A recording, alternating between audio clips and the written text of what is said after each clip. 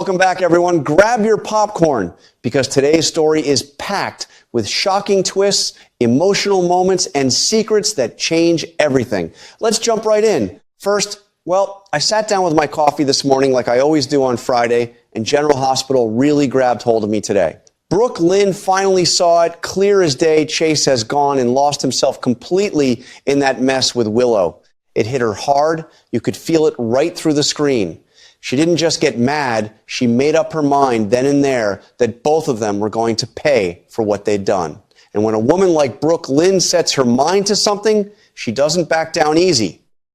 What really got my attention was how she didn't try to handle it all by herself. She went looking for help. And who does she turn to but Jacinda? Now that woman knows how to get things done.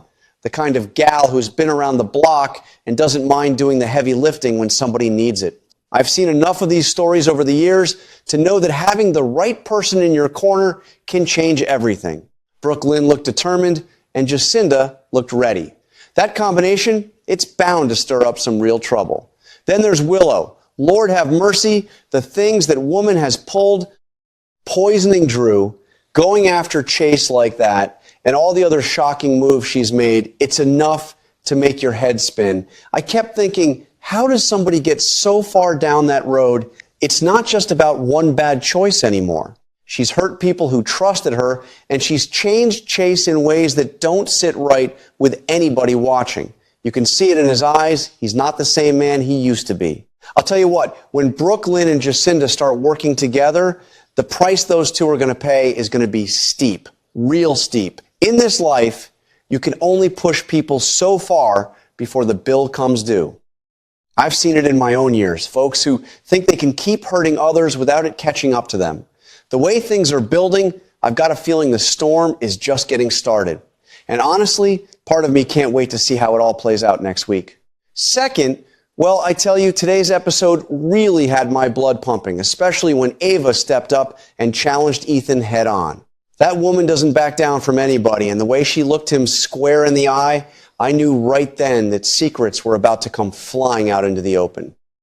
Not long ago, Ava and Alexis took themselves all the way up to Manhattan, digging for the truth about that little baby Brooke Lynn just brought home, and the story behind Delia, the child's mama. I had a feeling they were walking into something bigger than they expected, and sure enough, what they found left them both shaken. Turns out Ethan's been sitting on a whole pile of ugly secrets, the kind that could turn everything upside down if they got loose.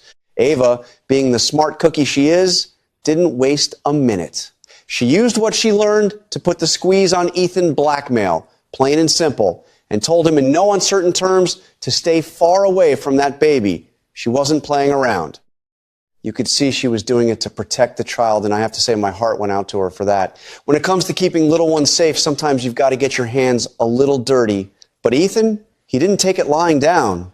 No, sir. He got madder than a hornet and came right back at Ava, ready to fight. The tension between those two was thick enough to cut with a knife. I sat there shaking my head, thinking how secrets like that never stay buried forever, and how pushing somebody into a corner can make them come out swinging. It left me wondering just how far this whole thing is going to go. Ava's got the upper hand for now, but Ethan's the type who doesn't forget a grudge. I've got a feeling we're in for more fireworks before this story settles down. What really stuck with me was how Ava's fighting for that baby like it was her own flesh and blood. It reminded me of how family isn't always about who shares your blood, it's about who shows up when it counts. She's stirring up a real hornet's nest with this blackmail, and while I admire her grit, I can't help but worry it might come back to bite her. Ethan's anger was written all over his face, and a man like that, backed into a corner, can do some foolish things. Still, deep down, I'm rooting for Ava to hold her ground. That little one deserves a chance at a peaceful life, and if anybody can shake loose the truth and keep the wolves at bay, it's her. I'll be tuning in next time with my coffee in hand, curious to see whether Ethan backs off or doubles down. Either way, this story's got my attention, and I suspect there's a lot more heart and heartache waiting just around the corner. Third, I sat down with my coffee this morning, and this Obrecht storyline really tugged at my heartstrings. She came out with a strong warning that stopped me in my tracks. When she heard that Britt and little Rocco had taken off running because they were scared Cullum might come after them, the shock hit her hard. You could see it plain as day. She's a mother through and through, and the worry for her daughter and grandson was written all over her face. A mother's love runs deep, and Obrecht is ready to move heaven and earth to keep her family safe. She didn't waste any time. She went straight to Nathan and asked him to step up and help his sister. It was clear she'd do whatever it takes to bring Britt and that boy home safe. I couldn't help but feel for her, watching her fight so hard for the people she loves most.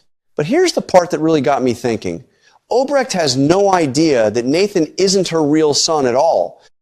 He's just someone pretending to be him, and that secret is sitting there like a ticking clock. She's pouring her heart into asking the wrong person for help, and it makes you wonder how she'll handle it when the truth finally comes out. It reminded me of the strong women I've known over the years who would do anything to shield their children from harm. Obrecht's got that same fire in her, and watching her push forward even while carrying so much worry made me root for her even more. Still, I kept thinking about how heavy that secret about Nathan must be and what it might do to her when it all comes crashing down. The more I watched, the more I realized how dangerous it is when folks are kept in the dark about who's really on their side. Obrecht thinks she's turning to family, but this whole situation is sitting on a powder keg. When the other shoe finally drops, it's going to shake her world in ways she never saw coming, and my heart already goes out to her for that moment. Even so, I'm hopeful she'll find a way through it all. That kind of fierce motherly love has a way of cutting through the lies eventually.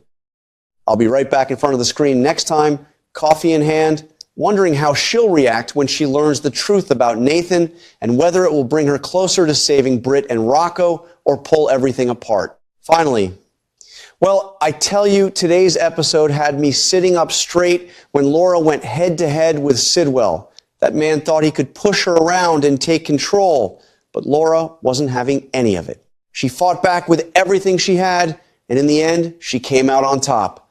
Watching her win that battle felt like a real breath of fresh air. Laura showed the kind of strength that makes you proud. She stood her ground, used her head, and refused to let Sidwell bully his way through Port Charles. I've always admired women who don't back down when the going gets tough, and she proved once again why folks look up to her. That victory didn't come easy, but she earned every bit of it. It got me thinking about how sometimes the quiet ones are the ones who surprise you the most. Sidwell probably figured he had her right where he wanted her, but Laura turned the tables on him in a big way. You could feel the relief in the air once it was over. She protected the people she cares about, and that kind of win means something. I couldn't help but smile when it was all said and done.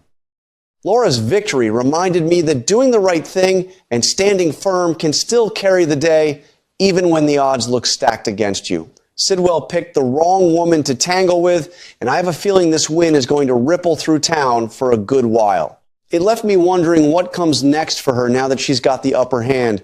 Laura's got a good heart and a strong backbone, and seeing her come out ahead made me feel hopeful about the days ahead. I'll be right back watching next time, curious to see how she uses this win to keep making things better for everyone around her.